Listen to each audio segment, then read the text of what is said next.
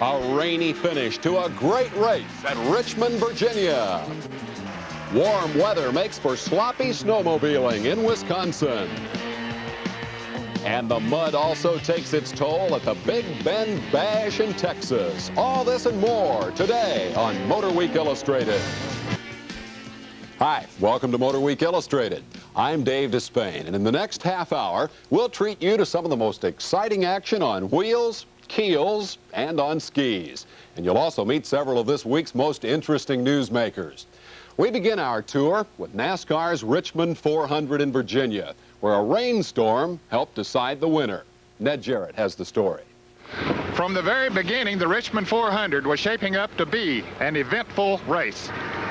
Two stories going into the race. One was Richard Petty. His foot injury from his accident in the Daytona 500 was a big concern for him. In fact, he had driver Sam Ard standing by for relief, and we talked to Petty about his plans for this race. I didn't really realize it was that bad either till I got to looking at the x-rays and they showed me the difference, but now I feel it's a little bit worse than I thought it was. And it's going to take a while to heal, they say. Yeah, that's what I'm afraid of. He said, you know, it'd take probably 6 months or something if I stayed off of it for it to heal up, because all the muscles and the ligaments and stuff have got to grow and shrink back up like what they're supposed to be. But, you know, I feel like in 2 or 3 weeks, if I can get the soreness out of the thing, I'll be okay. Well, the fact was, Petty was able to stay in the car. He did not need the relief of Sam Ard. The other story going into the race was that of Bobby Allison, who had an accelerator hang in late practice on Saturday, went through the guardrail, almost into a grandstand. His car looked like was totally demolished.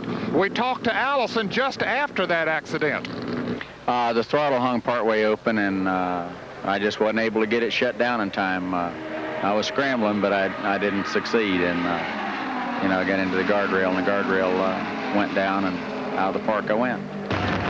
Well, several of the big guns had trouble here before the rains came. Harry Gant had blown the engine in his car while running in the top 10, and Darrell Waltrip had engine problems while leading the race, so he'll be way down in the lineup. And Joe Ruttman, who looked like a sure winner here this afternoon, blew a tire coming off of the 4th turn and spun out, and that's what set Dave Marcus up to win this race.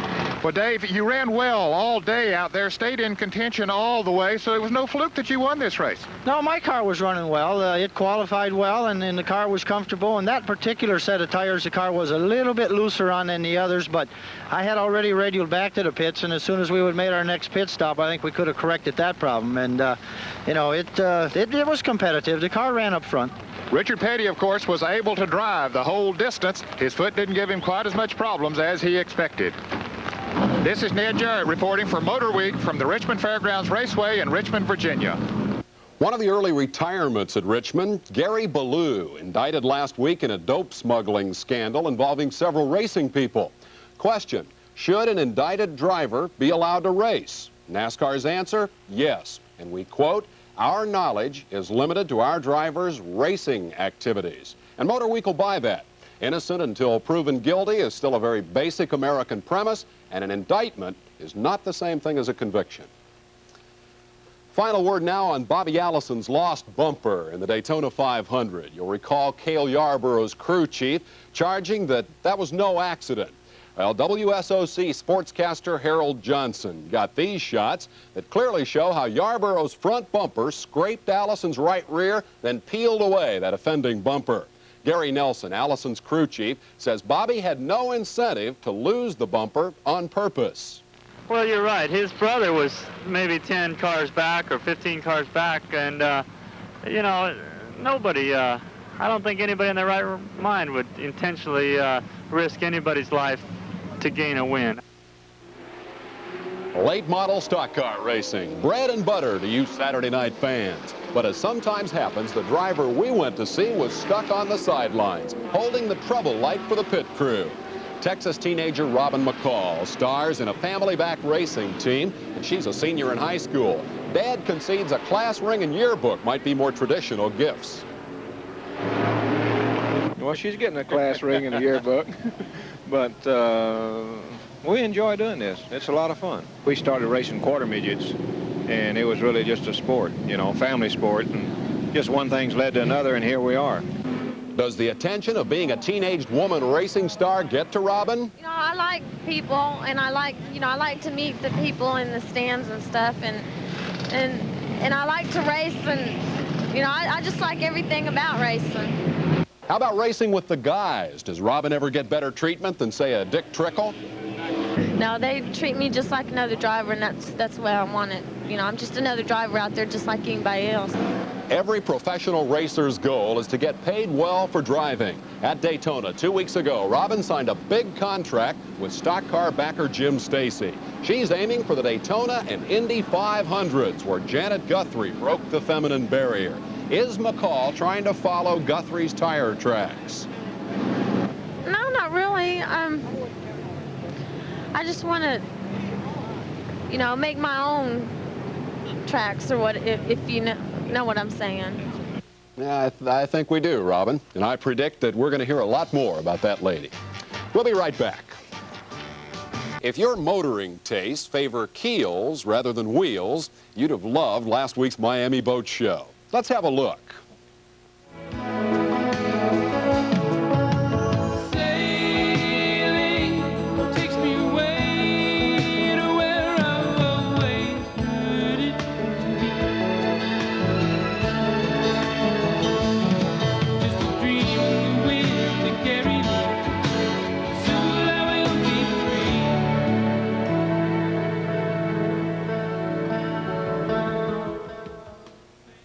A boat show brings out the boat crowd, right?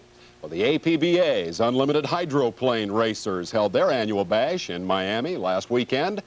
Boat racing legend Bill Munsey, who died in a crash in Mexico last year, was posthumously awarded the prestigious J. Lee Shanath Award.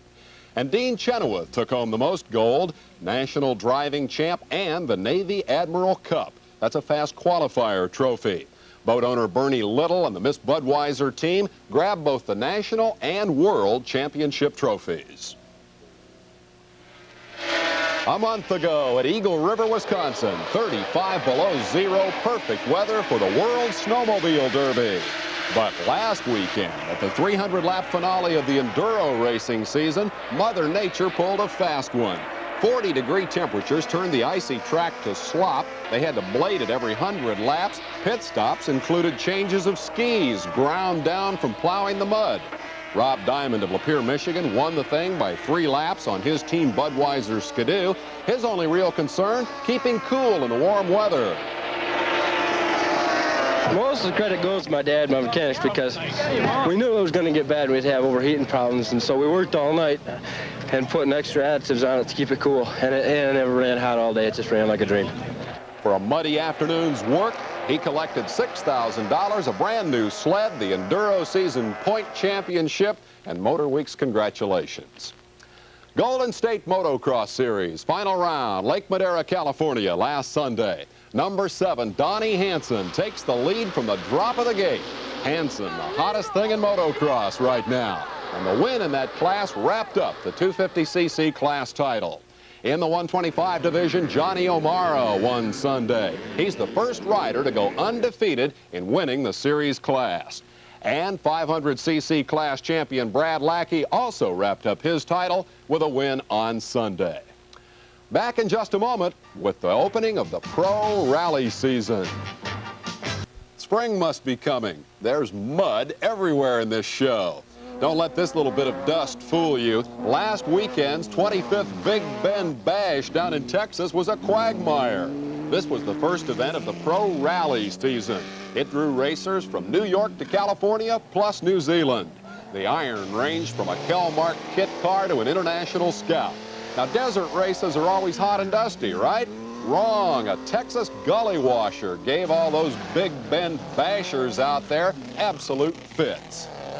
We came over a crest and into the water, and the water come up over the top of the hood, so that's about how deep it was, and the engine stalled and wouldn't start again. The roads are used like a river. The water seeks the road as drainage. It's these things don't stop for any kind of inclement weather unless it actually physically stops the whole rally.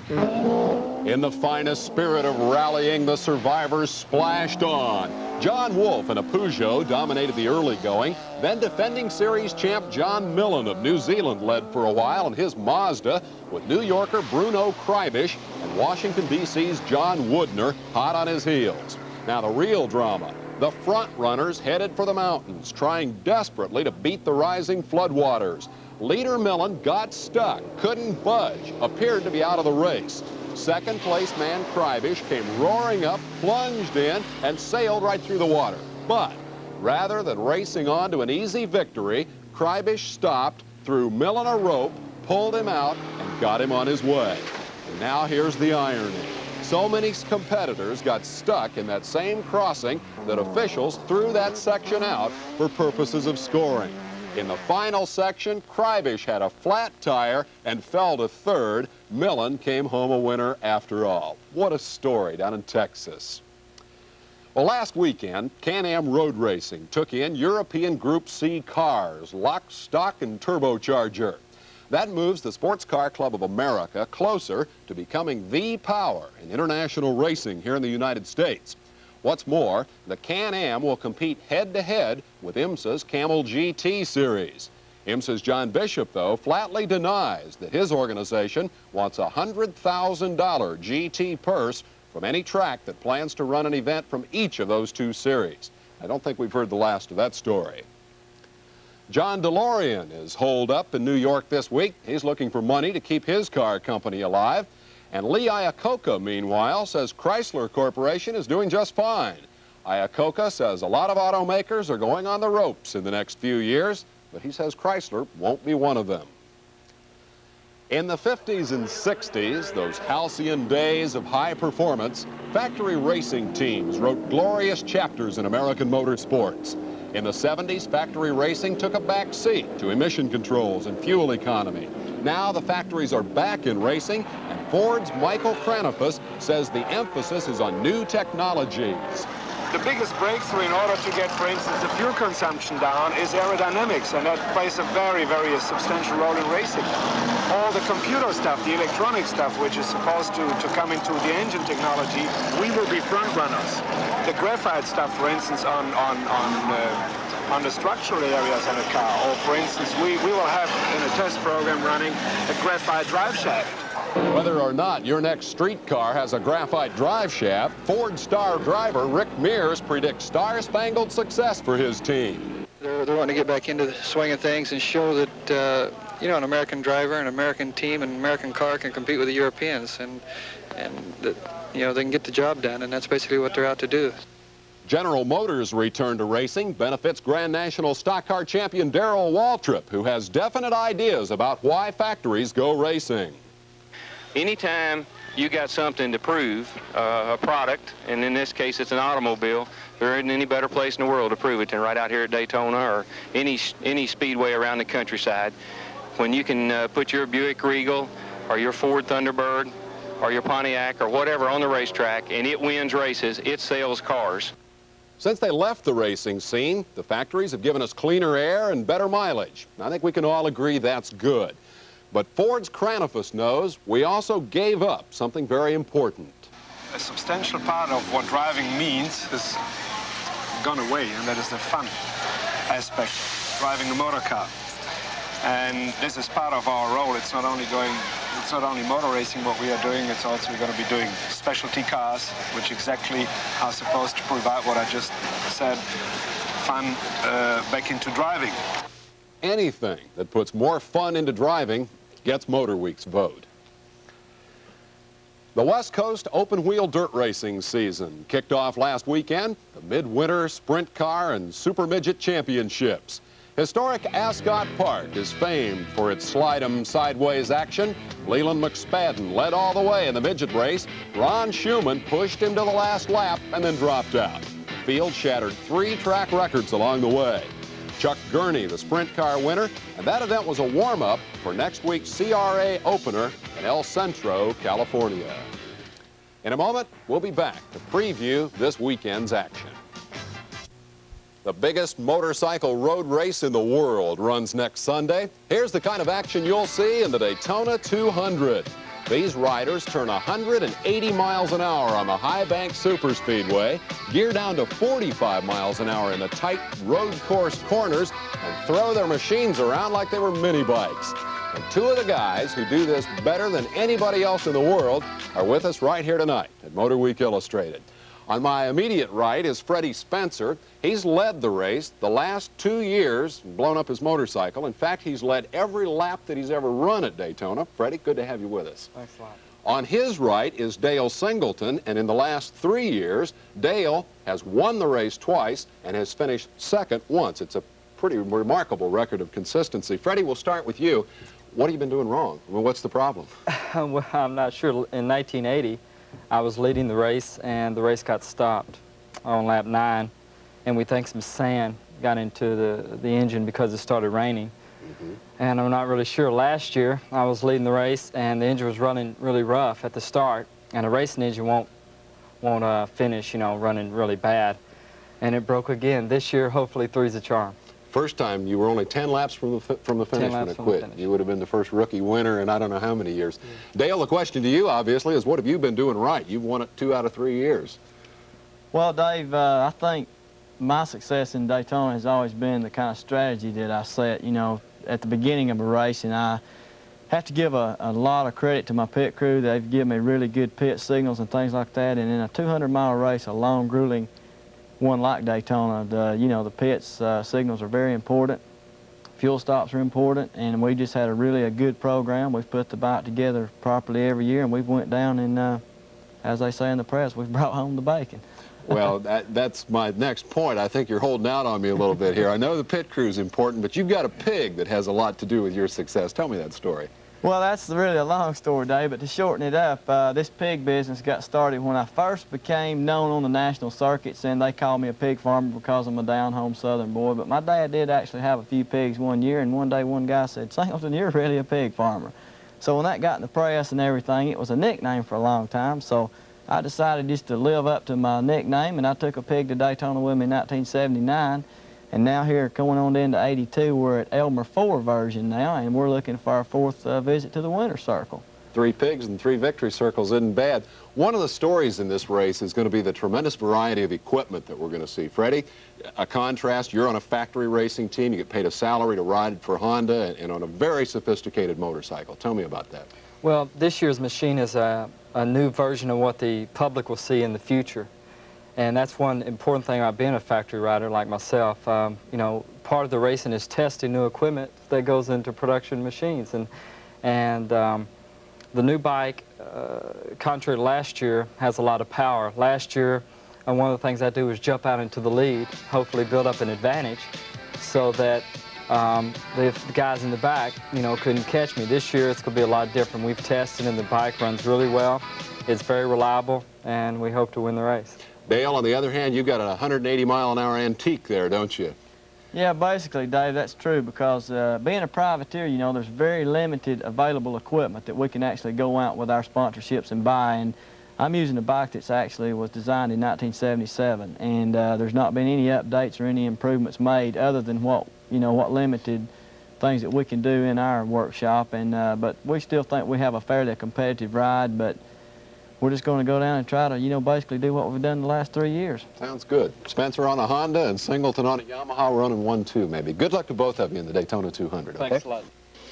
Chuck's son, professional motorcycle racer, makes his living riding supercross events like the one tonight at Fulton County Stadium in Atlanta. Son, a former winner. Bob Hanna won the first Atlanta Supercross 5 years ago. He's making a comeback from a broken leg. But here's the big story of last year. Torrential rains turned the course into a quagmire.